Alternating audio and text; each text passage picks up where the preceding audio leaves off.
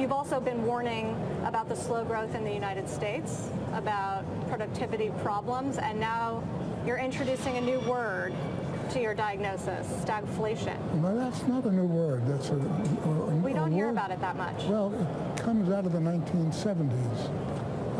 All the Keynesian models said it was impossible to have high unemployment and high inflation, or at least some partial unemployment. And in the 1970s, it did. And everyone scrambled for a new explanation, and that's where the term came from. And we look at the moment, it looks as though, obviously, we've got a stagnation throughout the developed world, and the developed world is aging rapidly. And the ratio of entitlements, as we call them in the United States, and social benefits, which is what they call it elsewhere, as a percent of GDP, has been moving up. And the result of that is a crowding out across the board, virtually every developed country, in gross domestic savings, and that, with borrowing from abroad, finances all of capital investment. Sure. And capital investment is the key to output parameters. Okay, folks, that was Alan Greenspan talking about the word that we haven't really spoken about since the late 1970s when I was a kid, and that was stagflation. And we've been hammering the table about stagnant growth with inflation for quite some time. That was going to be the threat to the overall markets. And now we have a former Federal Reserve chairman, and probably the brightest of the bunch, that finally stated the obvious to some that are really looking contrary at this market to what the other traders are believing. And what other traders are believing and the financial media elite are pontificating about is the fact that the U.S. economy is doing great. Everybody's got a job. The economy is robust, and nothing could be further from the truth. We had jobs data that was released on Friday that showed a surge in part-time employees. It's a structural change in the economy, because nobody wants to hire full-time employees anymore because of the damage done by Obamacare. So the market had expected an increase of 176,000 new jobs for September. The actual came out 156,000, and the unemployment rate ticked up higher to 5%. Average hourly earnings grew. The average hourly work week ticked up, but this has been going back and forth for quite some time. The average hourly work week has been basically net unchanged for a couple of years now. And when you take a look at the other economic data that was released during the week, you had construction spending, a big miss. The market had expected an increase. We got a negative number. The ISM manufacturing index, which was negative, a contractionary number, 49.4 the prior period, came out with a beat of 51.5 versus the expected 50.4. Now, any number 50 or below is a sign of contraction in the marketplace. We're only at 51.5. We're at stall speed. We're within the margin of error. And when you take a look at the economic data that's set to be released next week, you don't have much, but what you have can move the markets. The FOMC minutes from their September meeting, they'll be released. The PPI, the Producer Price Index, that's a measure of inflation at the producer level, retail sales, and the Michigan Sentiment Survey. So we do have economic data that is set to be released next week that can move the markets, no doubt about it. But the macro picture for the U.S. economy is negative. So for those who are believing that the Federal Reserve is going to be hiking rates anytime soon, they're out of their mind. Even John Hilsenrath with the Wall Street Journal, who's the mouthpiece for the Federal Reserve for the financial news media, he said that November was completely unlikely and December is looking more unlikely than ever before because of the economic data that's coming out. Now let's take a look at the U.S. dollar, which rallied last week but didn't have a clear breakout above this upper band of resistance on a closing basis. It was above it. Then the Friday economic data came out, the non-farm payrolls, and the dollar was hit and closed down below this upper band of resistance. Now, could it rally through it next week? Maybe. The Federal Reserve minutes can spike the dollar higher.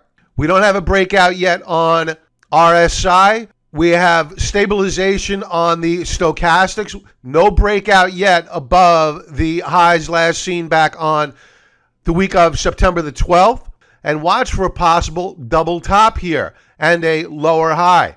I don't think the dollar is out of the woods just yet. The indicators are bullish, no doubt about it. Price was net bullish last week, but you did see some sellers move in because there's doubt. Remember the reason why the dollar rallied last week is because everybody believed that a Federal Reserve rate hike was in the cards for December, and they were even stating that the Federal Reserve may raise rates with a probability of 25% in November ahead of an election. Extremely unlikely. So why are we going over the U.S. dollar right now? The reason is because we're taking a look at, as contrarian plays, gold, silver, the gold mining names, which have been simply clubbed.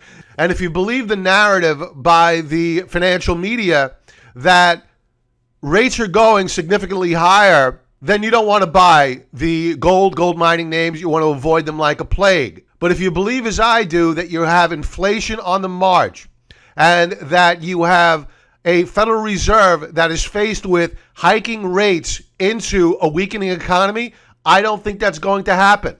And that sets the stage for, as Alan Greenspan just said, stagflation. He says it.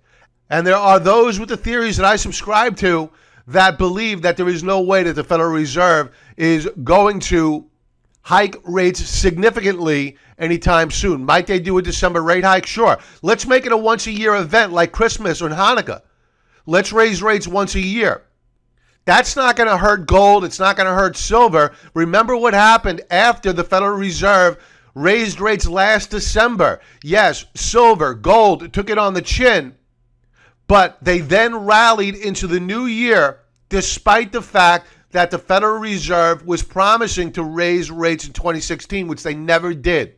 Now, when you take a look at the U.S. dollar on a daily chart, we had a bearish key reversal at resistance, no breakout last week. Might it do so next week? Sure. The dollar rallied. It was a strong week for the dollar. I'm not going to deny it. To deny it is to be delusional. Not going to do that. So as of right now, the path of least resistance remains higher for the dollar. You can see gold overlaid in black line chart here.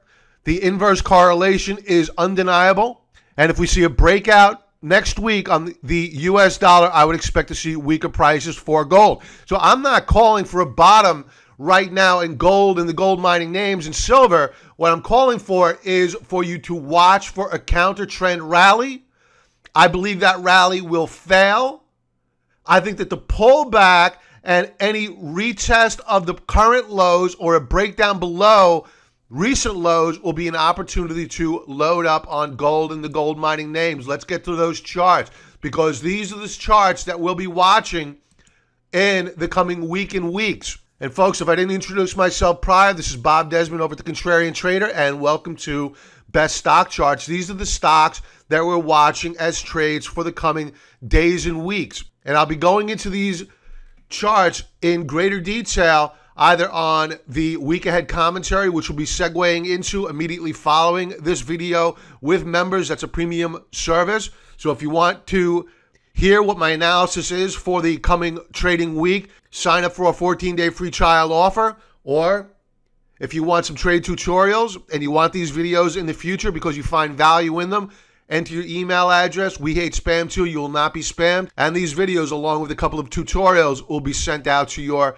email box. All right, so let's begin best stock charts off with gold, the GLD. No doubt about it, the damage that was done last week is going to take weeks to correct.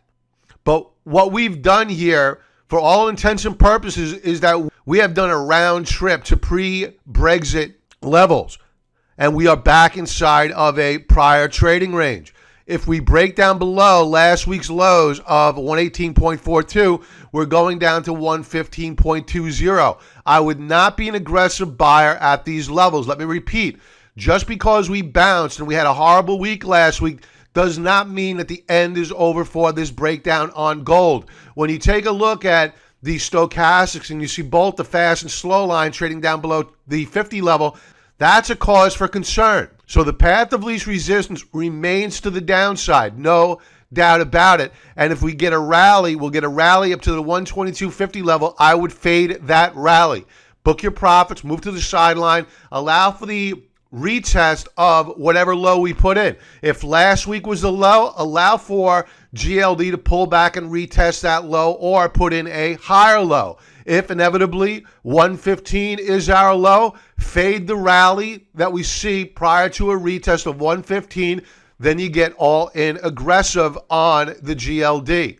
Now is not the time because last week we had institutional selling. But I think that what is going to happen here, daily chart, what I think is going to happen here is that you're going to get an aha moment. What does that mean? What that means is that you're going to see a lot of traders, and remember, a lot of hedge funds went into 2016 underweighted to gold. In fact, Goldman Sachs, after they upgraded it going into 2016, downgraded it, saying it was a short, and then they took that short call off the table and they said get long of gold because they were underweight. I think that a lot of funds are underweight, and when you hear economic data released last week, which continues the narrative by contrarians like me that there is no economic growth, and in fact, the Atlanta Federal Reserve, which only a month ago forecast 3.8% GDP once again, and it seems like a daily event now, once again ratcheted down GDP growth from 2.3 to 2.2. That's within the course of a month. So what the real GDP number is, no idea. They're not going to tell us until after the election because they want Hillary. So daily chart GLD bounced off of support, had a hollow candlestick. That's a sign of indecision. Does that mean that we are out of the woods, a sign of indecision off a support level? No, I think that we need to come back down and retest this support level. Could we gap higher? Sure. I don't think we're going to get through the 122 level unless, of course, Brexit issues really become a problem over the weekend and we have fear on Monday morning. We could have an event, whether it's out of China, whether it's out of the EU, whether it's in the Middle East with what's going on with the Russians right now. We're having some serious problems there. And if we have a miscommunication, a plane downing, a Russian plane or our plane, that's going to really ratchet up tensions, and that's going to send traders into safe havens. Gold is one of them. Silver is another. U.S. Treasuries and the U.S. dollar is another. So there are any number of flashpoints out there that can cause fear. Now that's speculation. Let's assume that there is no fear trade out there. How do you play it? You fade the rally, allow for a double bottom retest, then you get long using a stop loss right below the prior low. If this breaks 118, look for 115 as your next support level. Next chart up. Weekly chart silver broke down below the lower band of this bull flag formation. We closed at support last seen back in June pre-Brexit. Volume last week was very high. Daily chart of silver. We bounced very much as we did on gold. Exact same candlestick formation. Does that mean that we're out of the woods yet? No, it does not. We need to see a rally, then a pullback, a retest of support. Then we begin to load up on silver. Volume was strong on Friday. Other stocks that we're watching, PANW, Palo Alto Networks. Weekly chart, a beautiful breakout back in August, and ever since then it's been off to the races. Now we're nearing resistance at the 165.29 level. So there are sellers above, but I still think that we have more upside to go here, and members will be talking about getting long of PANW as a swing trade in the coming days because we are in a triangle formation. One of two things is going to happen. We're either going to break down or break out fairly soon. I think that the path of least resistance is up. Therefore, I believe that we are going to be getting long of PANW fairly soon. expect a rally. That assumes that the market does not break down. Now, speaking about a breakdown in the market, we are looking to short the market. I don't believe that we'll be shorting the market in advance of Election Day because I don't believe that they're going to allow the markets to correct prior to. Because again, the markets want Hillary because Hillary is more of the same. Now, when you take a look at the chart of the TZA, which puts you 3 times short of the Russell 2000, so it's very volatile, not for the faint of heart. You could see that we were in a trading range. We broke down below the lower band of support the week of September the 19th. We've been trading sideways ever since, unable to recapture prior support. What I'm looking for before I get long of the TZA is a breakout on price. We already have breakouts building on the Ultimate Oscillator, on Stoch RSI, on the stochastics, and even on RSI. All are putting in higher lows and breaking out, except for price. So price matters. The shares are under accumulation, as noted by these up volume bars, 2 weeks in a row. Now, what I'll caution here about with TZA is that if the Federal Reserve issues a dovish statement, one of these Fed governors, they don't shut up. They're always speaking every week. If they issue a dovish statement or, God forbid, they ever talk about a new QE program, you're going to see TZA get destroyed because the markets will rally. So we'll be watching the weekly chart for a breakout. When you take a look at the daily chart, we're at resistance, can't break through this let's call it $28 per share. Acting as resistance. The indicators all look good. I wouldn't be a bit surprised to see the shares move higher next week, but I don't believe that the Federal Reserve and Treasury are going to allow the markets to drop precipitously in advance of the elections. Because as goes the stock market, so goes the election. And if we see a bloodbath in advance of Election Day, it all but assures Trump a victory. Now, when you take a look at these line charts that I have overlaid here, in green you have the micro caps, in black you have the S&P 500. You can see both extremes of the spectrum, large cap and micro cap, are rolling over. TZA volume rose. The chart is looking good. Next chart up, BRZU. A daily chart rallied on Friday as expected because the US dollar was down. But what was unexpected, weekly chart, was that on a weekly basis, the dollar rallied, but so did the BRZU. That's not supposed to happen. They trade inversely of each other. So somebody's right, either the emerging market traders or FX traders. So we'll see who wins this one out in fairly short order. But the BRZU, of which we were long of, is poised to move higher once again, and we may be getting long fairly soon. Taking a look at a weekly chart of the emerging markets, EEM, they too rallied last week despite the fact that the US dollar was strong. That inverse correlation broke down last week. So again, somebody's wrong, either emerging market traders or FX traders, and we'll find out soon. It's going to be very, very interesting. Okay, our extreme oversold watch stocks, Buffalo Wild Wings, BWLD, RSI is at 18.27, very oversold, lots of resistance above. What a bloodbath last week. Volume is rising, so you have institutional distribution. Let's go to a weekly chart. Now, using a daily chart, I think that it's going to be fairly easy and very probable that we come down to the 133.34 level. If that breaks, we're going down to, at a bare minimum, 130.32, if not lower. So while the shares look oversold, and they are probably going lower. I would not buy these shares yet. Let's take a look at a monthly chart. Now, on a monthly basis, so far, and I know it's only the 8th of the month, and we have a lot of time to go before we close out the month, and anything could happen. We could have a bullish key reversal and rally higher for all I know, right? But the probability is that we're not. And what we have definitely done in October is that we have broken down below a critical support level because we have a head and shoulders setup formed. Left shoulder, head, right shoulder. Here's our neckline at 122.15. We have already broken down below an uptrend line which formed back in April. So the probability of us getting down to 122.25 is pretty good, especially if we break down below the 130 level.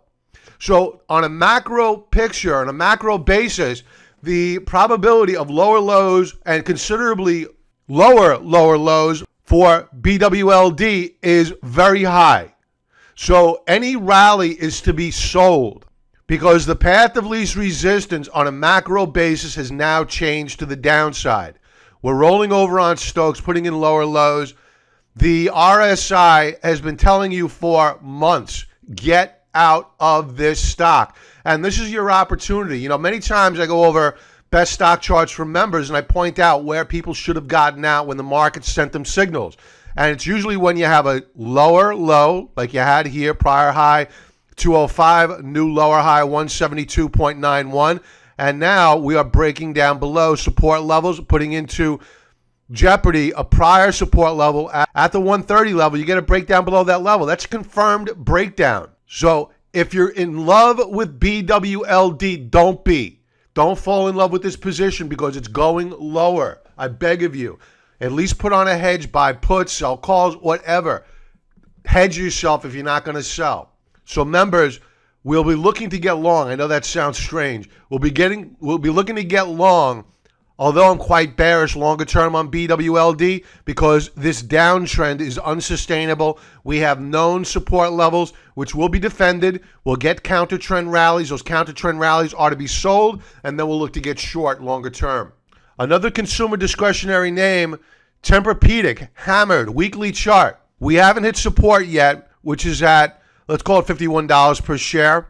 And that support level is critical because we formed a double bottom setup and it acted as a launching pad for this most recent setup. If we break down below $50.80 and close there on a weekly basis, it's all over for TPX for quite some time, and it is a short all day long. Would I short it now? No, I'm looking to buy it. Daily chart. Daily chart, we have RSI at 19.08. Oversold, yes, but not oversold enough. I think we're coming down to the $51 per share level. Then we'll look to get long of it. That assumes that this support level holds. If it breaks, which it could quite possibly well do, we'll have to come back to the weekly chart and say, okay, where might there be more support below? That's at the $49 per share level. Then after that, 48, and then more secure support at the $45 per share level because it acted as support back in February, and prior to that, it acted as resistance back in February of 14, and prior to that, it acted as resistance in 13. So Tempur-Pedic, I think we still have more downside before we get long. Any rally is to be sold, profits taken, then we look to short the name longer term. Lululemon, weekly chart, another consumer discretionary. Note how consumer discretionary is getting clubbed like a baby seal. According to the federal government, the economy is growing. We have robust job growth, but why aren't people spending? Why are consumer discretionary names getting clubbed? So Lululemon, daily chart, extreme oversold stock.